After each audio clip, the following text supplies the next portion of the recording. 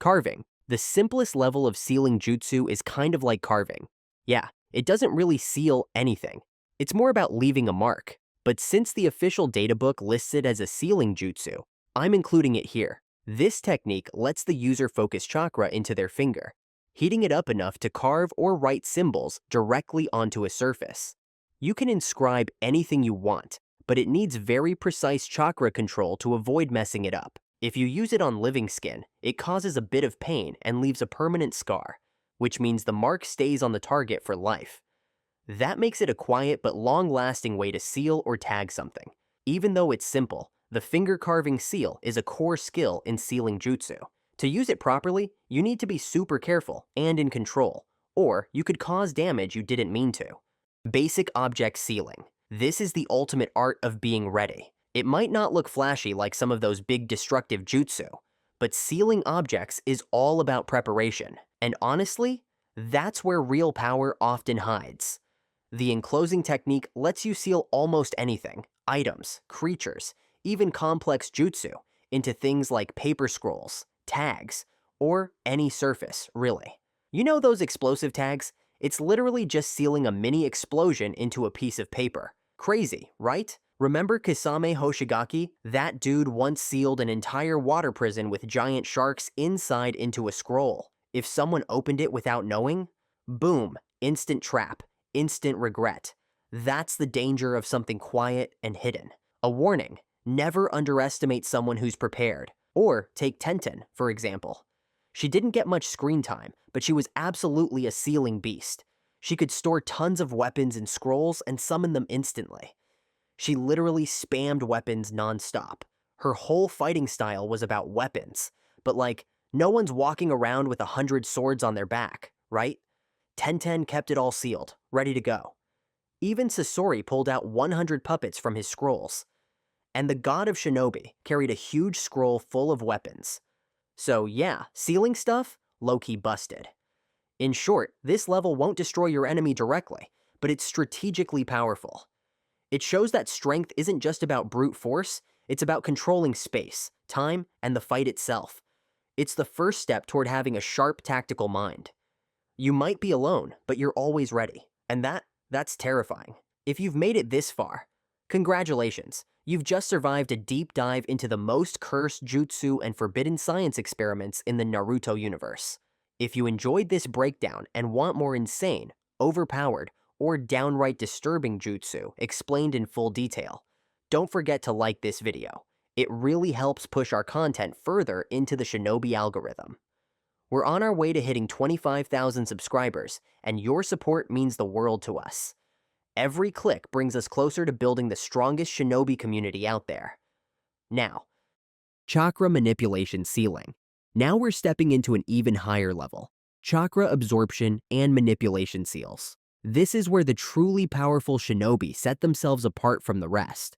You're not just blocking enemy jutsu anymore, you're completely absorbing them and making their chakra totally useless. Sounds a bit abstract? Don't worry, I got you. Remember when Itachi used Amaterasu during his standoff with Jiraiya?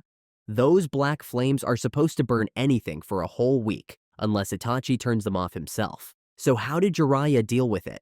He just sealed it into a scroll. That's it. Simple, clean. Sealing jutsu might look boring, but they're insanely versatile. But the true peak of this level, that's gotta be jutsu absorption using the Preta path. With this ability, you can literally absorb any ninjutsu, no matter how powerful it is. The chakra gets pulled into your body and turned into harmless energy. All those massive ranged attacks, totally useless. That glowing aura you see around the Preta path when he's absorbing techniques, yep, that's a sealing jutsu at work. We saw this in action when Nagato, through his 6 paths of pain, fully absorbed Naruto's Rasen Shuriken, one of Naruto's strongest moves at that time. Or when Pain casually absorbed Jiraiya's techniques during their fight in a Megakure. He just stood there like an invincible wall, calmly eating every attack, while his opponents slowly fell into despair. Unless, of course, you hit him with taijutsu. Let's be real, when Pain attacked the village, Might Guy wasn't there. But if he had seen Kakashi die, man, I swear, Pain would have gotten folded right there. Anyway, back to sealing, because this level goes even further. Some seals don't just absorb chakra, they manipulate it. Take the chakra draining seal, for example. This one lets you completely drain the chakra from your target, and then turn it into your own power. We saw Kabuto use this on Anko.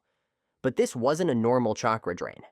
Anko had two types of chakra in her, hers and Orochimaru's. And Kabuto's seal was smart enough to only absorb Orochimaru's chakra, using it to boost his Edo Tensei army. That's some next-level precision. Then there's the 5-element seal, which is more like a surgical strike on someone's chakra system. Orochimaru used this seal on Naruto to completely mess with his chakra flow. It blocked Naruto from using the Nine Tails power, and even made it harder for him to use his own chakra properly. The result? Naruto, who had huge potential, suddenly became clumsy, weak, and stuck. No jutsu, no control, no progress, for a long time. Binding Seal. This level is all about focusing your sealing power and chakra to trap and completely shut down one specific target. It's not just a move, it's a full-on flex of personal control. You're not just catching someone, you're totally dominating the situation. Here's an example. There's a sealing move where you create thin red chakra threads, super light, but crazy strong. The moment your enemy steps into the seal's range, they get tied up and completely stuck.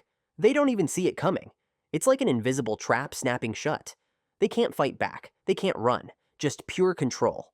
Even puppets like the ones used by Granny Chio can pull off this kind of sealing. One of her best techniques was the sealing jutsu, lion closing roar. You draw a complex seal on a surface, throw it toward the target, and boom. Once they touch it, or even just get close, the seal locks up their chakra points, stopping them from using chakra completely. Sounds kinda like the Hyuga clan's Gentle Fist, right? Same result, chakra lockdown. Chio used this exact move with her lion-headed cannon puppet to trap Sasori during their fight. It didn't finish him off, but it took away all of his options. Which made sense, honestly. Sasori was basically immortal, so shutting him down was smarter than trying to break him. Even the Puppet Master legend Monzamun, the very first puppet user, used this kind of sealing to capture people. It proves something powerful. You don't have to win by brute strength. Just take away your enemy's power, their tools, their chakra, their movement, and they become helpless. No matter how strong they think they are, they're still just human when they can't move or use chakra. Even Iruka used a version of this kind of sealing. He tried it on Naruto once, but yeah, it didn't really work. Naruto broke out of it pretty easily, not gonna lie. Then you've got Killer Bee, who took this sealing style to the next level. Using his ink-bind octopus jutsu, he could trap up to 1,000 people at once, locking down their movements with his ink.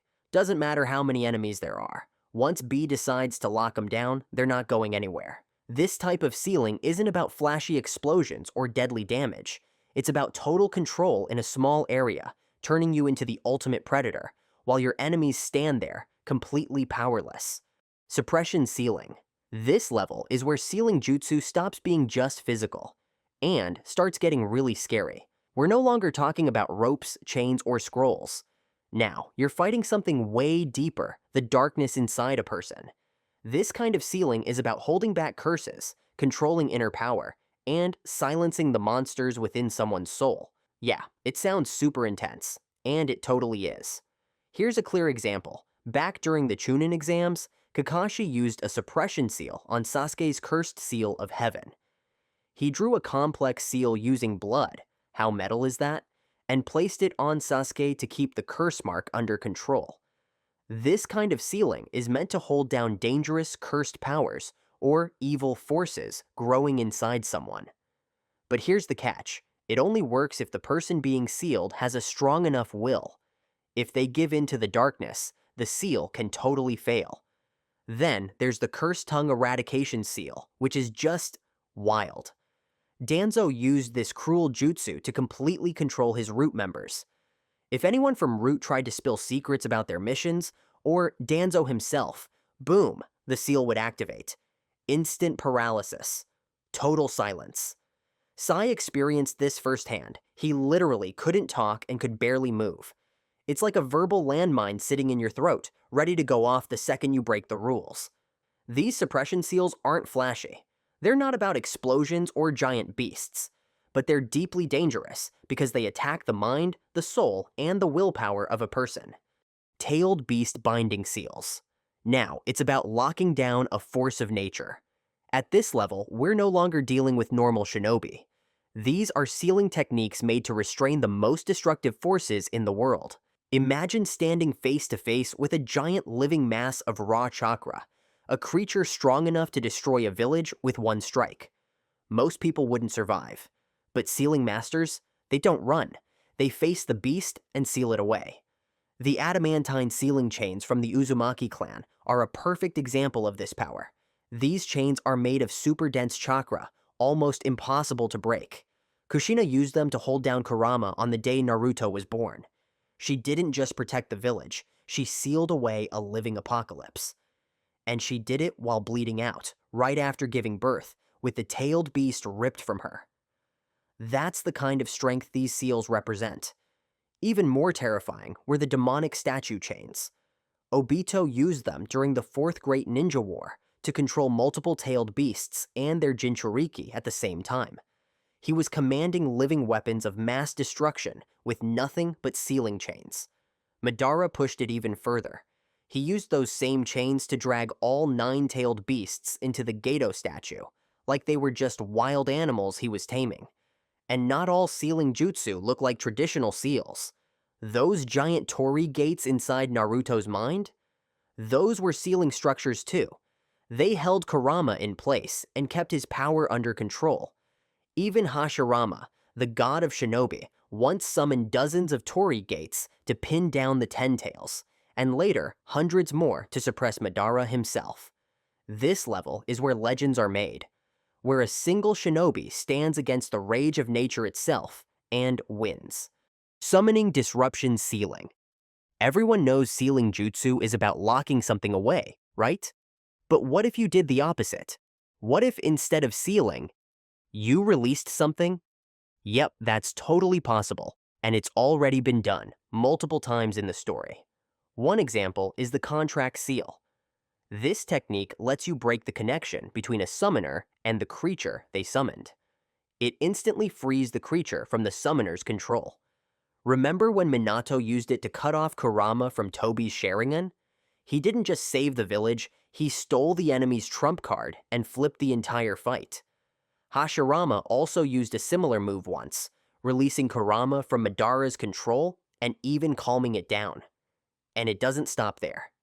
At a more advanced level, there are complex releasing techniques. These are powerful rituals that don't just free someone from control. They pull sealed beings out of people's bodies, or even from other dimensions, and make them usable again. Sounds familiar, right?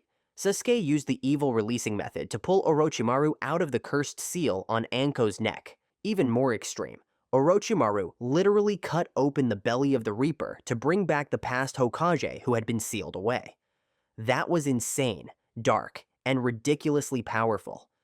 Sealing techniques at this level are super strategic, especially in big wars or when fighting enemies who rely on summoned beasts. They let you turn the tide of battle instantly, either by removing the biggest threat on the field, or, better yet, by making it fight for you. Soul sealing. We've gone through sealing techniques, from basic to advanced, but now it's time to enter the level where power and death are fully connected. This is soul sealing, and it's not for the weak. When you face an enemy that can't be beaten by normal means, when everything and everyone you love is on the line, this is the kind of jutsu that demands total sacrifice. I'm talking about the Reaper Death Seal. This forbidden jutsu can rip out anyone's soul, legends, monsters, even tailed beasts like Kurama. Kurama isn't just chakra, he's a thinking, feeling being. He has a soul. And the Shinigami, the death god, loves to feast on souls. That's the price. When Minato faced Kurama attacking the Hidden Leaf, he summoned the Shinigami and made a deadly deal. Half of Kurama's soul would be sealed inside him. But in return, Minato's own soul would be trapped inside the Shinigami's belly forever. It was absolute insurance. Kurama would be stopped, but Minato would never come back. Hiruzen, the third Hokage, did the same when he fought Orochimaru. He used the Reaper Death Seal to take Orochimaru's arms, stealing his ability to use jutsu. He even tried to seal the souls of his own former teachers, the first and second Hokage. That's why this level is called the Ultimate, because it's unbelievably powerful, but it also demands a level of courage, loyalty, and willpower that only the greatest warriors could ever carry. Cosmic and Divine Sealing. We've explored sealing techniques from the basic to the ultimate, but now we've reached the final level, where the line between human and God completely disappears. This is the realm of beings who don't just use power, they are the power. Cosmic and Divine Sealing isn't for just anyone. This is the absolute peak. Only those who've gone beyond human limits can even get close. At this point, you're no longer just a ninja. You're something far greater. Of course, we're talking about the power of the Otsutsuki clan. Let's look at the Six Paths Chibaku Tensei. This isn't some regular sealing jutsu. When Hagoromo and Hamura used it to seal the Ten Tails, they didn't just trap it, they created the moon itself. That's right, they made a whole celestial body just to use it as a prison. That's not just sealing, that's creation-level power. Only gods can do something like that. Later, Naruto and Sasuke, blessed with Six Paths power, did something just as insane. They sealed Kaguya, the rabbit goddess, and the origin of all chakra once again. And before all that, Madara literally summoned dozens of Chibaku Tensei meteors, a whole rain of moons. He wasn't even using sealing jutsu as a defense anymore. It was full-blown mass destruction. And finally, we have Kama, a seal that goes beyond death. Kama is a special mark, kind of like the Byakugu seal, but on a totally different level. It stores the compressed biological data of an Otsutsuki. Once it's placed on a compatible host, that host becomes a vessel. Over time, Kama changes the host's DNA, slowly turning them into a perfect Otsutsuki. If an Otsutsuki dies, their soul transfers into the vessel, and once the transformation is complete, they're fully reborn, taking over the body completely. This isn't just a jutsu, it's a full immortality system created by the Otsutsuki. When Jigen was preparing to bring Ishiki back, when Boruto was fighting against Momoshiki's takeover, we saw a literal battle between human will and godlike destiny. Alright, that's it for today. Thanks for watching, and we'll see you next time.